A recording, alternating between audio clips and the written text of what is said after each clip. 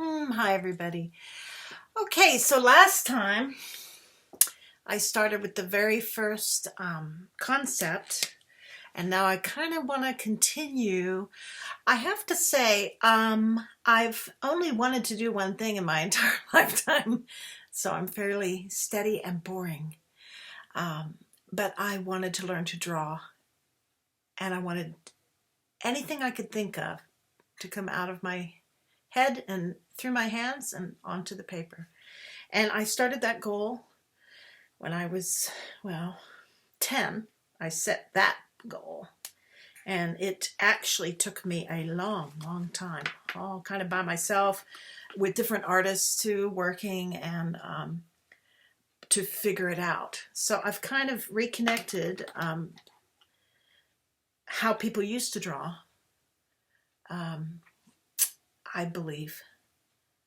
The lessons are there to be found.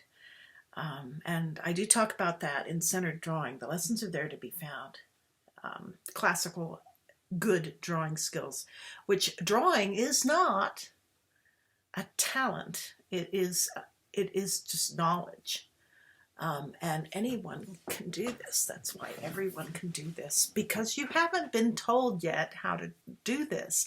But I really firmly believe that it's just part of our human heritage. It has been since we got this modern brain, however, hundred thousands of years ago, we have this brain. The cave drawings are perfectly, beautifully done works of sophistication. We have that ability, and it is learned. The other stuff, where you're obsessed, that's where talent comes in. So the skills are there to be learned. So here's what we'll do. I did flat to round, so now let's take a look how that applies to a real face.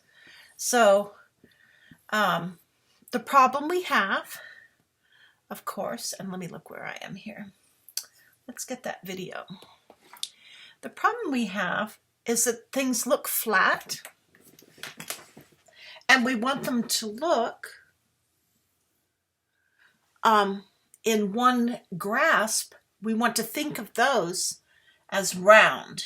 So I want to, when I understand what I'm drawing, when I know what I'm drawing, and I ask myself, what is it? What is that? Because the beginning of the process of drawing is to have the desire and then to proceed. And to look and name what you're drawing. So I want to draw a head. What do I know about heads? Is they're symmetrical. And what do I know? Is that things run on center lines. And so art is all measuring. So when we work from cartooning to more realism, we can take the eye sockets, and I work a little differently. I work for the bony features.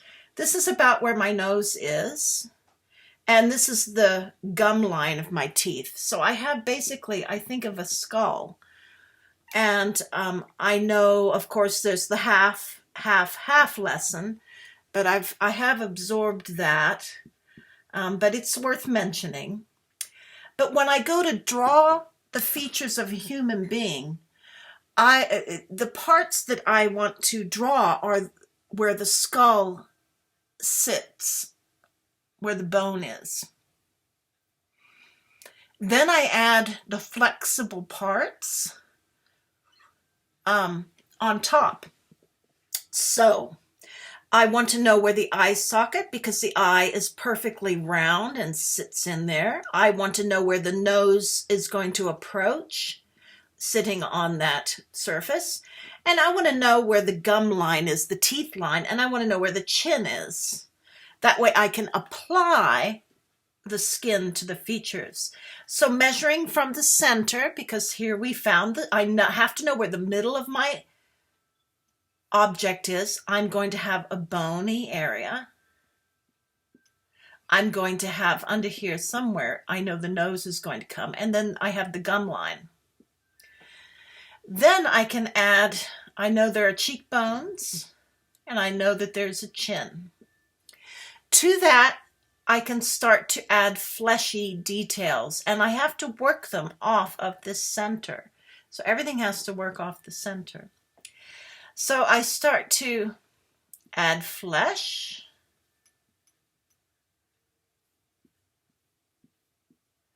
I can start to do measurements. So let me add flesh. I'm going to add the flesh hanging. And then however someone's flesh hangs. And I can start to add details. So each eye is going to have a center. And the flesh now, I know, falls around that. The flesh falls around the eye. Because I've drawn the sockets and the ball, the severity, the control of the ball, because I know that an eye is a ball, I can know where to put these folds because I know they turn themselves around like a blanket on the flesh. So onto the bone. So the flesh hangs around in these areas. The nose is an object itself. The nose has a center. When the nose turns, it turns and its center turns. So I'm going to take a nose and I'm going to attach it projecting out. When I turn it, I know where its center is. And then I can attach to the bottom area because there are one center and two nostrils. And I can add the flesh around them. As it rotates, the center line starts to turn and it turns under here. I start to look for where I would put the nostril off to the side, and then other nostril disappears. So that looks like this. This projects outward. This comes into the bony area that I know where it is. And this is my center line here. Down comes the lip. The lip also has a front that is centered. And it also rotates. So everything, that's why my book is called Centered Drawing. We want everything, find its center, know what you're drawing, and then center it and rotate. That way the answers are always there. And you can go back and say, wait a minute, are my eyes off balance? What happened? Oh, I forgot to center it. I can double check. I can step back. A portrait will always look like someone if you get the underlying structure, the number one, and I call them number 1, 2, and 3 also. If I get the number 1 right, completely correct, and I apply the number 2 parts on a correct number 1, this is number 1. Number 2, I start to add the other details. And number 3 is the final tuning. It will always look exactly like the person. And we talk about that in the book too. These are all, I want to have conversations with you guys. Portraiture is the correct structure with the flexible parts added. And that alone will give you, my work's been described as a Polaroid developing. At first it looks like some weird alien. And in the end, it looks exactly like the person. Now, the end is whenever you decide. Sometimes I'll finish a painting of a portrait. I'll just say, oh, it told me it's done. It's done. The work is done. And then sometimes I want to carry it on to the nth degree. This center drawing gives you the nth ability to find the exact realism you're looking for, or to stop when it feels like the work is finished enough to look like the person. I mean, it just happens. So lips, I mean, we can go into it. Here's my flesh, here's my person. And you can also sketch people pretty fast when you are using this technique. You can get pretty speedy with it because you always know exactly what you're drawing. So lips have front views and side views. There is a circle of flesh on the top, and there is a circle of flesh on the bottom, and they have centers. The lip line then comes, it goes across, it goes above this fleshy, fatty bit, goes under this fleshy bit, it goes above this fleshy bit, and comes out the other side. Now I can define it however that person's lip looks. Some people might have an arch like this, and then you cut in, and there's my mouth.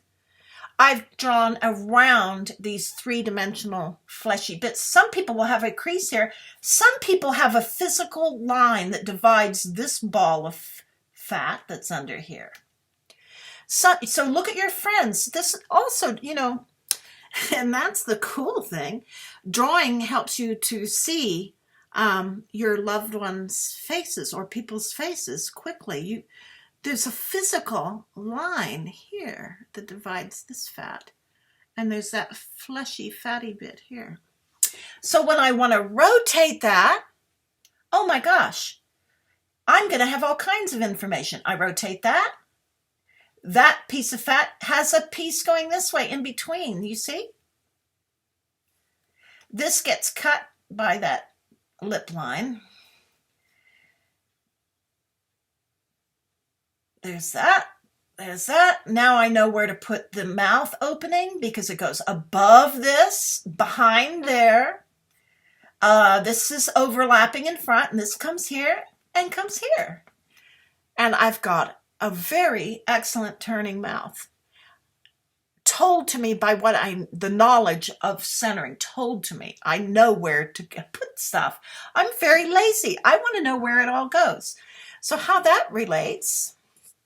So here we are, and then we can add hair, and we can make a real looking human being. So we've gone from flat to round to the parts that need to be centered. Centered.